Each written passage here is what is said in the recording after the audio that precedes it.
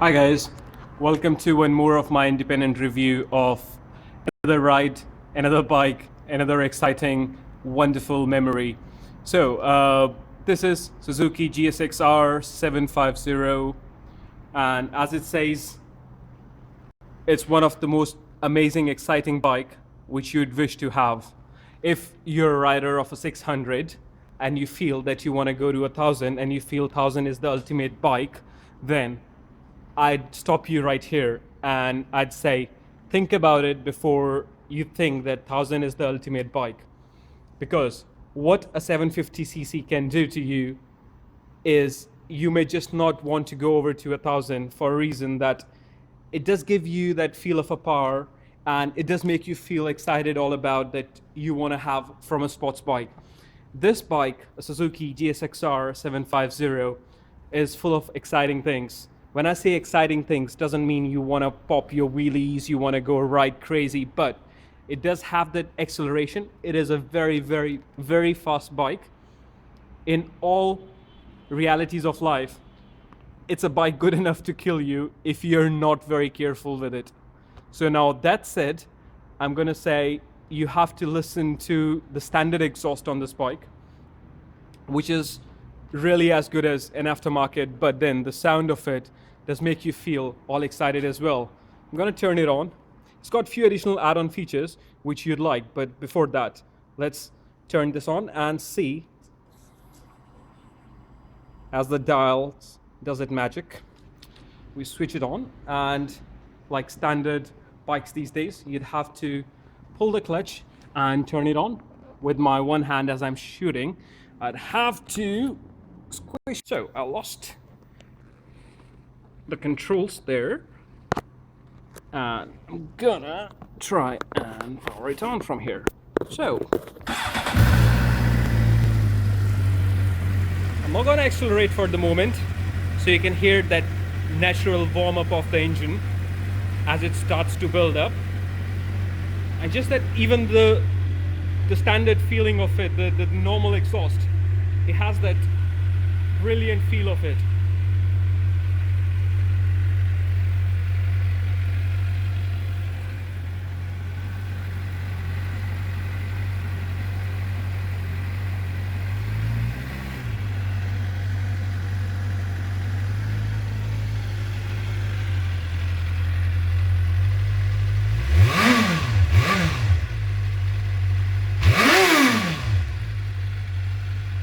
Hear that grunt in the voice, and it's as exciting as any other sports bike would give you.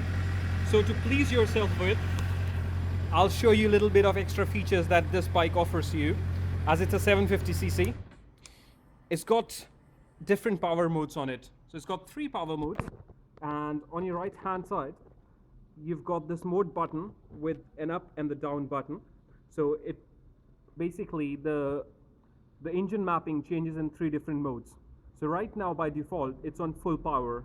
You want to ride it in, let's say, rain, and you don't want to feel that acceleration as you go through it.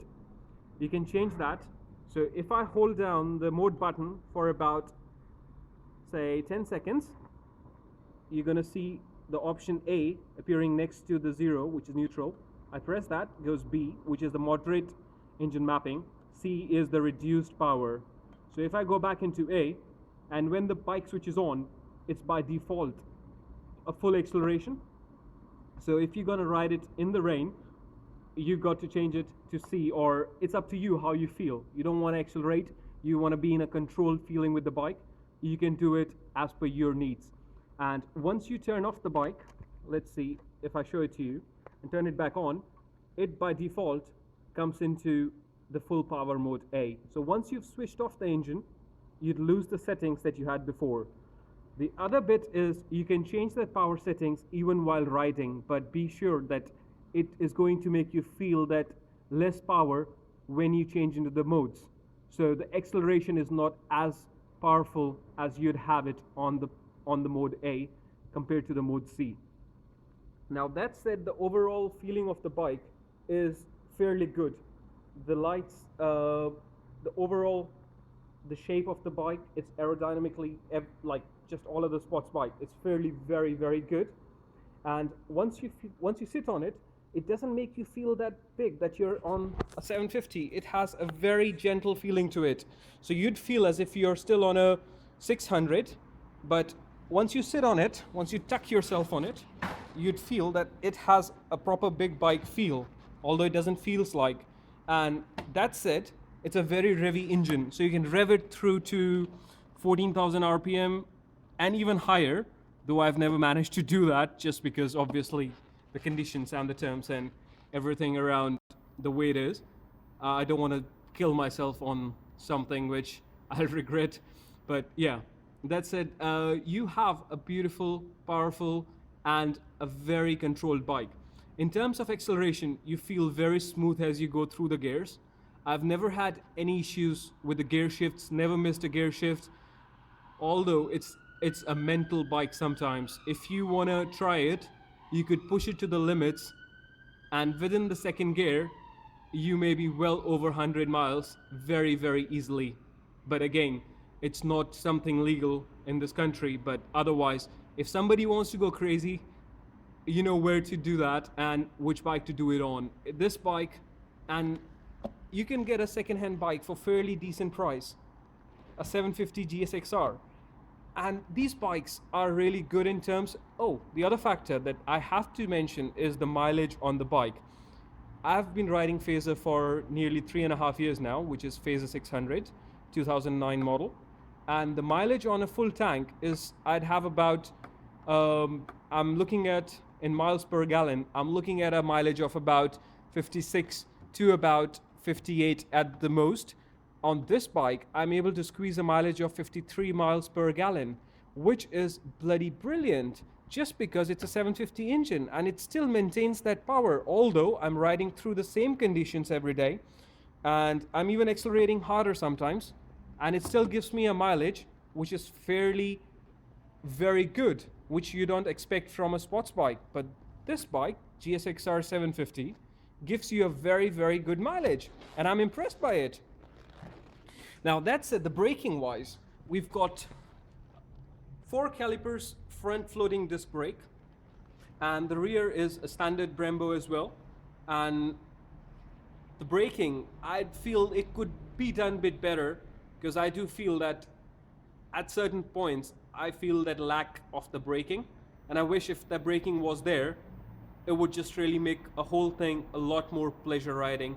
I'd say it might be just because of the age of the bike as well, but otherwise I think braking is something which I wish could have been a little bit more better. But okay, I mean, it's the aging of the bike, so I won't complain on that. This bike is a 2009 model as well, and has had 20,000 miles on it roughly, and I've covered so far, let's have a look. So that's about 19,000 miles on the auto. I got this bike and so far it's had 1,413 miles on it, although my last journey was just 35 miles since I filled in the tank. So on the dial, you've got all the different options. So there is an adjust option, there is a high beam, which I can show you. There is a key if the ignition is switched on, the key blink comes on, which is Suzuki Advanced Immobilizer System in action. Then you've got the fuel lamp light here, standard neutral, adjusting. So if you want to reset your trip meter, you've got the adjusting settings, and then you've got the standard indicators on the top, the warning lights as well. If you want to turn left, right, just the standard ones. The signals are pretty standard as any other Japanese bike. Suspension wise, the bike is fairly well balanced, but sometimes at high speeds I do feel that it could have done a bit better, because you do feel that it's not fully in control. If you are leaning over or you're going fast on a curve, you don't feel fully comfortable with. So not a very balanced on high speeds. I think it's just also the condition. Sometimes the roads are not really smooth to try them on. It is certainly a track bike to try it on with, and I'm sure this is a bike for anyone who wants to get on from 600 to a higher capacity bike without putting a hole in their pockets. So overall, looks wise, I think this is a very good, impressive bike, and something I'd say for anybody with a budget can move on to this bike would never regret, and you can have it as your daily bike. It's really comfortable. I don't feel stressed on my wrists, and after those 1400 miles that I've had on this bike, I feel quite good, even on the motorways. But the only thing is the seating position sometimes can put a strain on your back. Again, that's something from person to person, like how good you are and on your fitness levels. That said, I'm gonna wrap this up, and I'm quite happy with it, just as my independent option of choosing the bike. I would say a 750 Gsxr rules my feelings right now. It's a pretty good bike, and I recommend it to anyone who wants to move into the sports bike section and enjoy the bike. It's fairly decent mileage, good stability, high speed. You've got lots of acceleration, lots and lots of acceleration, a revvy engine, almost anything that you'd wish to ask for in a sports bike. I'll try and do another video on the move, and we'll bring some more action from there. Thanks for watching, guys. Ciao.